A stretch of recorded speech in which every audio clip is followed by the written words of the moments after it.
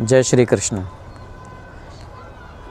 एक बार फिर कारुण्य ज्योति foundation trust की तरफ से जन सेवा समारोह के 22वें आयोजन में हम एक कदम और बढ़ा रहे हैं। गाड़ी लोड हो चुकी है।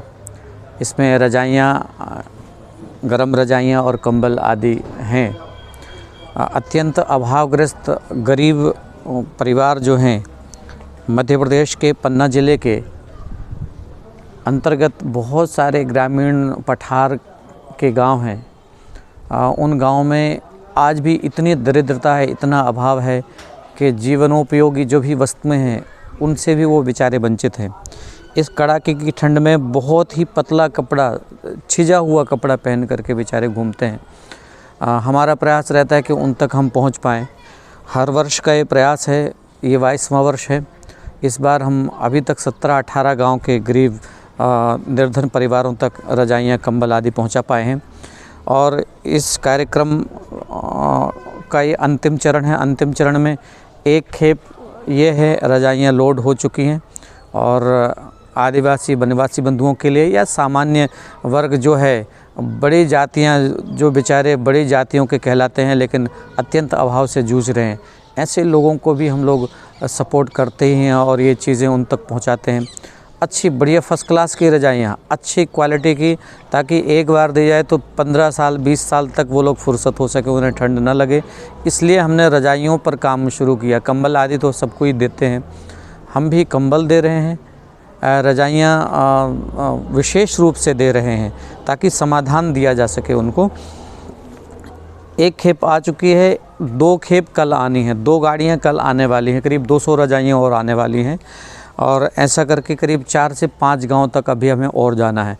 मतलब इस वर्ष 22 से 30 गांव के अभावग्रस्त परिवारों को हमने चिन्हित किया था, चुना था और उन तक हम लोग पहुंच पाए हैं। हालांकि जितना कर पा रहे हैं हम लोग वो नाकाफ़ी है, बहुत कुछ करना बाकी है। इस कार्य में निसंदेह संस्था के जो प्रमुख सदस्य गण हैं, जो संरक्षक हमारे प्यारे मेरे अपने शिष्यगण हैं, जिनके सहयोग के कारण ही और जिनके साथ खड़े होने के कारण ही ये सेवा कार्य आगे बढ़ पाता है और बढ़ पाया है।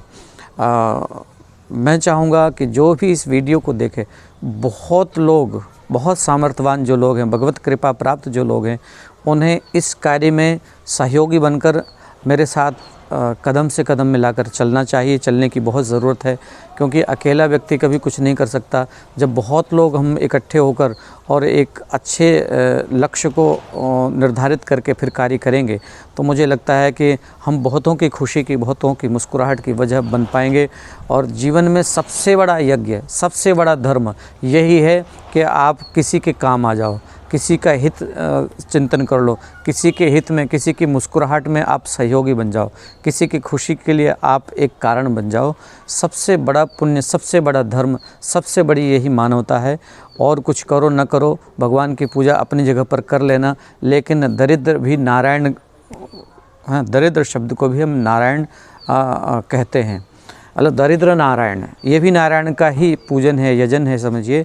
जब आप नारायण के प्रति कुछ अर्पित करते हो, दरिद्र नारायण के प्रति अर्पित करते हो, वो कई गुना बढ़कर स्वयं आपके खुशी बनकर वापस लौटता है, नारायण की ही कृपा से लौटता है। आइए मेरे साथ हम सब मिलकर के एक बड़ा उद्देश्य बनाकर और बहुतों की वजह बने, खुशी की, बहुतों की प्रसन्नता का कारण बने। अब तक पिछले 22 सालों में भगवान की ऐसी कृपा रही कि करीब 25,000 से ज़्यादा, 25 से 28,000 तक लोगों तक हम पहुंच पाए होंगे अभी तक।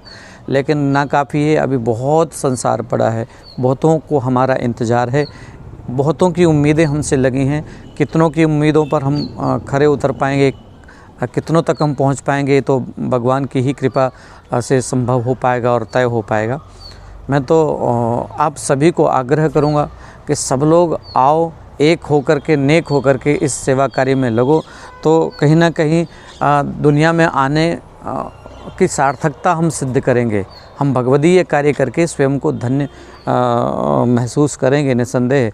और इससे बड़ा आनंद किसी और चीज़ में नहीं है। ये शौक़ ज़रूर पालना, किसी की खुशी का कारण बन जाने का शौक़ ज़रूर आप पालिए।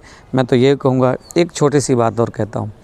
एक वृद्ध जो 76 ईयर्स ओल्ड, 76 साल के वृद्ध, उन्हें हमने रजाई दी थी किसी कार्यक्रम में अभी 7-8 दिन पहले। हमें तो भीड़ में पता नहीं था कि हमने उन्हें दी है, लेकिन बाद में 3-4 दिन बाद वो मिलने आते हैं तो वो बताते हैं कि 76 साल की उम्र में पहली बार ही उनको रजाई मिली। अब तक रजाई ओढ़ने का सौभाग्य उन्हें नहीं मिला। मतलब 76 साल ठंड में ही काटे हैं उन्होंने। अभी रजाई मिली तो बेचारे वो कह रहे थे कि कम से कम इस रजाई में अब जब तक जीऊँगा, 8-10 साल जब तक वो कहते हैं जब तक जीऊँगा तब तक मुझे ठंड नहीं लगेगी, अब मैं चैन से मर सकूँगा। ये उनका भाव है। आप अंदाज़ा लगा सकते हैं कि जो व्यक्ति 76 साल की उम्र में भी रजाई न ओढ़ पाया हो और उसे एक रजाई अगर दे दी गई हो तो कितनी खुशी उसको मिली। समाधान कुछ हद तक सर्दियों का तो हमने कर ही दिया उसके लिए, लेकिन ऐसी फौरी तौर पर भी समाधान अगर करते जाएंगे तो भी हम दूसरों को बहुत हद तक सुखी कर सकते हैं। बाकी सुख तो ईश्वर देता है, सुखी तो संपूर्णता से ईश्वर ही करता है, लेकिन भगवान ही सुख देता है। और आप भी अगर सुख देने की दिशा में आगे बढ़ते हो तो समझ लो भगवान की तरफ से कार्य कर रहे हो, तो भगवान आप पर भी प्रसन्न होते हैं। भगवान आप पर प्रसन्न हो, आप दूसरों का हित करें और आपका हित ईश्वर करे। आप दूसरों को दें और 1000 गुना बढ़ा करके ईश्वर आपको दे। बस मेरी ये शुभकामना है आप सभी के लिए। आइए साथ में मिलकर काम करते हैं। जय श्री कृष्ण।